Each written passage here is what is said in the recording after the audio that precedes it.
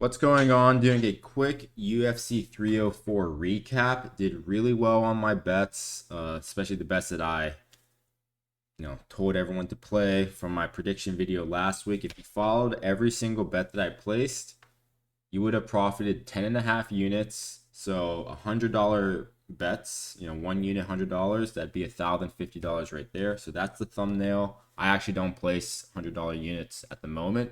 Maybe we'll get there in the future again. But so a little bit clickbaity, but that's that. If we look at the actual bets that I was telling people to place, again, you can always go back to my prediction video to find them. But these are those bets. The odds that I have listed here, these are the actual odds that I got when I placed my bets, because I placed all the same ones. If we go to the next slide, we can look at the kind of like the round by round, or not round by round, the fight by fight breakdown, right? So the Shauna Bannon fight, I said Shauna by decision. That 2 for 2. Shauna money line, Shauna by decision. That'd be plus $146, or 1.46 units, right? The Mick Parkin fight, I said Mick Parkin by decision, and obviously won by first round KO. So only went 1 for 2 there. But the nice thing is that I also had Oban Elliott by decision, and I had Arnold Allen by decision. And those fights, I had 4 bets because I also had the over 2.5 and the fight goes to decision. Obviously, with Mick Parkin, he won by knockout. Those other 2 props would have missed, but I did not say to bet over 2.5 or fight goes decision for Mick Parkin. So very important. Saved ourselves 2 units there, not placing those. We have Sam Patterson. He went 4 for 4. I said Sam Patterson first round submission. That's exactly what happened. So we have a perfect there. That's our second perfect. Shauna Bannon being the first one. Oban Elliott, another perfect one. 4 for 4. Had him by decision. And his decision was plus 250. Pretty good. Plus 250 for a guy who's won 5 and now 6 straight decisions. You don't see that very often. Colin Loughran, I actually did not catch this fight. I missed it. The only fight I did not watch on the entire card, but only had 1 unit on him by money line, so not a big deal that missed. Same thing with Pineda. Pineda was I think he was the biggest underdog on the entire card. So, and he wound up winning the third round. He got 10-8 in the second, won the third round. Can't be too mad. It's not like he got like washed in 10 seconds, right? So lost another unit there, but we kind of got it all back with the Arnold Allen fight. 4 for 4, had Arnold Allen by decision. The Christian Leroy Duncan, that was our worst bet of the entire night because I had Leroy Duncan by first round KO, and obviously he lost by decision. I did say in the breakdown for the fight that his opponent, Gregory Rodriguez, he can utilize the grappling. He does have a huge grappling advantage, but Rodriguez just tends to have like lower fight IQ, and he just doesn't use these advantages that he has, and he chooses to swing and bang. And that's not really what happened, right? There's a lot of clinching, a lot of takedowns by Rodriguez. So, good decision win for him. He fought a smart fight. We have Paddy Pimblett. I only had the money line. I was not sure. I was very confident that he would win. So actually, I bet Paddy Pimblett like 2 or 3 times by money line. But I'm not gonna say 3 for 3. I only said to bet him by money line once. you know. But I was very confident he would win. I just wasn't sure how he would win. But that first round submission victory, very impressive. Tom Aspinall, we said 4 for 4. We said first round KO, and very obvious in my opinion because he wins all the time by first round KO. And I was thinking it's the most obvious outcome, and it was plus money. It was like plus 125, plus 145, right? So great value on that. Even though you wish you'd get like better value on a first round KO, like plus 600 or something, but it is what it is. Still profited. And then finally, the main event, Leon and Bilal. Didn't have a great read on it. So the only thing that I said was fight's going to start round 2. And I think in my video is minus 950. And when that prop came out on my book, I used Bet Online. It was minus 1400. But so I put $14 to win one. At least I had money on it. I had something. It's better than watching the main, watching that main event and having no money. So I could enjoy for 5 minutes, right?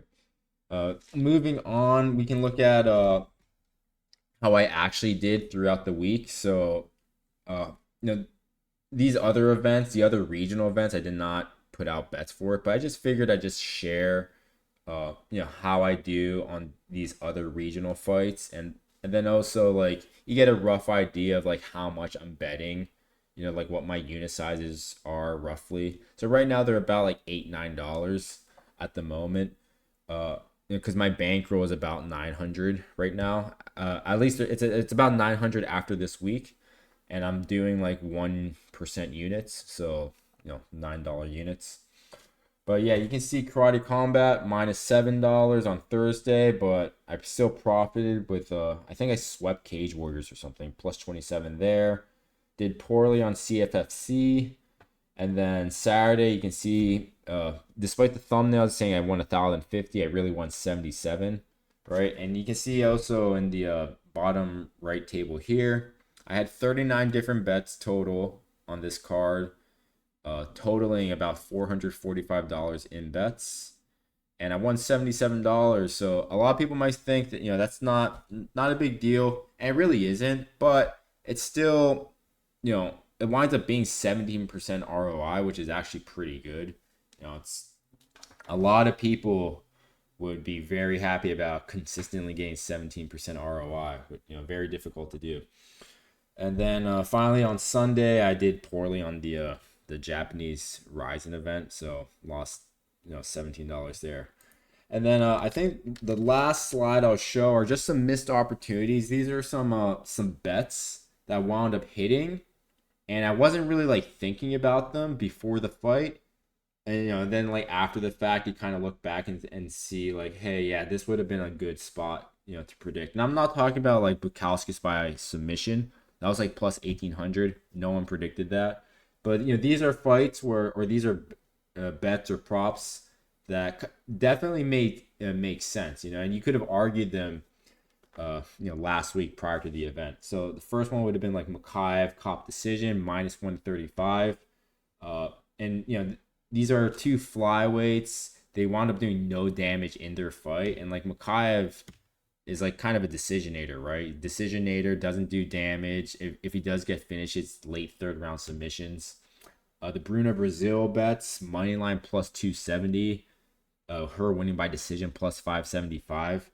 Like, let's face it, Molly McCann sucks. I even said so. I think I said so in my breakdown video last week, even though I didn't break down that fight. Molly McCann sucks. She should never be a minus 400 favorite, frankly.